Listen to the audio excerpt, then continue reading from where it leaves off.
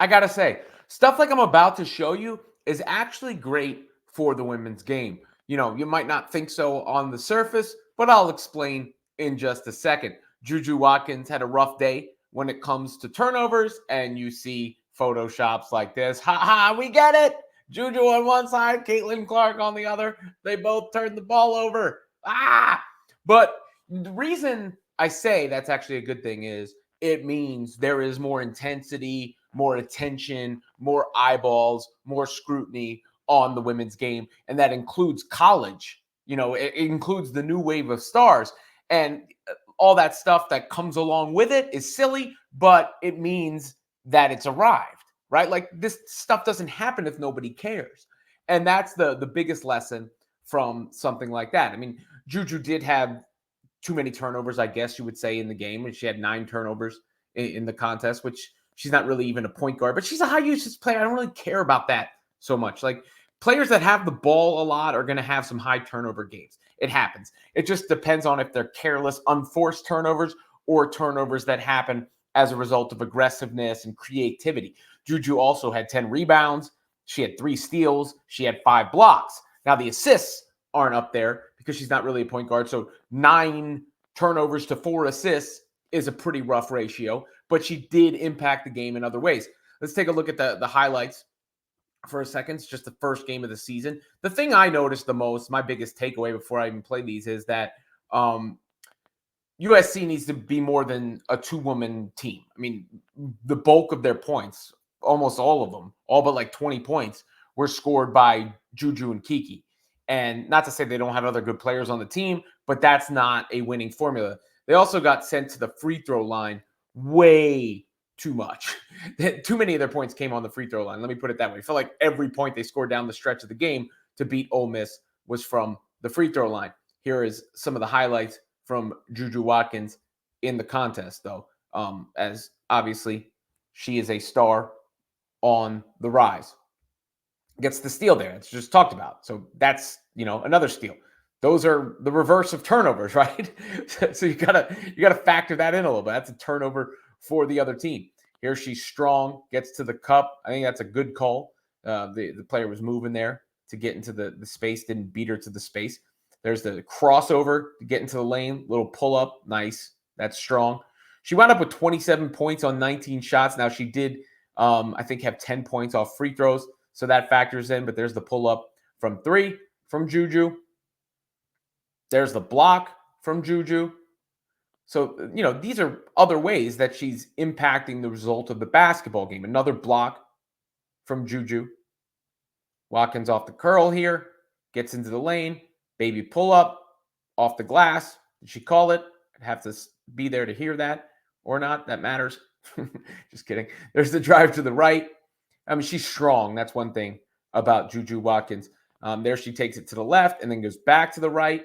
Nice move and finish. There were a couple times I thought she forced up a few shots in the midst of this, but that's a good pass, good look inside, nice finish. Going the other way here. Another good dime. That's good court vision. She's got her head up, looking for her teammates on the move, not just looking for her own shot. Another defensive play. Get that out of there. So from here, you could see JuJu had an impact on the game, aside from just scoring like you just saw there, and aside from the turnovers. She played well. Not her best game, of course, but played winning basketball at times down the stretch of the game. Another block right there. So that's, I just want to point that out to be fair. And when you're talking about JuJu and Paige, I think specifically, JuJu Watkins and Paige Beckers, they're going to get extra scrutiny because they got extra hype. Now, the Clark fans, sometimes the extreme Clark fans take it too far because those two have been mentioned with Clark, and then they try to tear them down. And then there's the general fans who just came in and they're hearing about it, and they're like, there's no way these girls are that good. All of that noise that comes along with it. And, I don't think personally, as much as some people want to anoint the next person, I don't think either of them is as explosive as Caitlin or sees the court in the way that Caitlin does that really differentiates her. But they are bona fide star players themselves. For me, it's Paige's efficiency, the way that she can do everything and do it effectively and efficiently. And it's JuJu's strength and presence, which you saw there on some of those drives to get to her shot, and then obviously some of the plays on the defensive end. But the biggest lesson, and I think the biggest takeaway, is the jokes and the scrutiny, because they're going to have a lot of pressure on them. They've been anointed as next, right? And there's just some natural penchant from fans to have a backlash to hype and overexposure. South Park did an episode about it way back. I think it was was it Britney Spears or Miley Cyrus? It was Britney Spears was the focus of that episode, I think. And they were harvesting her, whatever the case was, whatever the plot was. And then at the end, they needed another one. And it was going to be Miley Cyrus coming up next. And it is the way we function as a sports society sometimes too, where we hype the hell out of a player.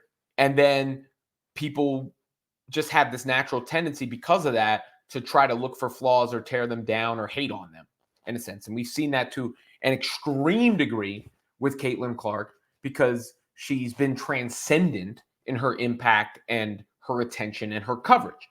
But because of that moment, that has changed, I think, the landscape of college basketball, women's basketball forever. You are seeing the new stars on a different level than they would have been otherwise. And it's great for the game. It's great for the game.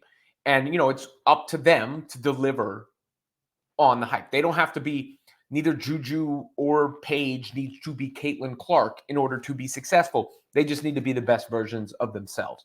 And Paige is 23 years old, looking for a national championship at UConn, coming back for another season. We'll see how that works out. But she is a scorer at all levels of the floor and really does it effectively and efficiently.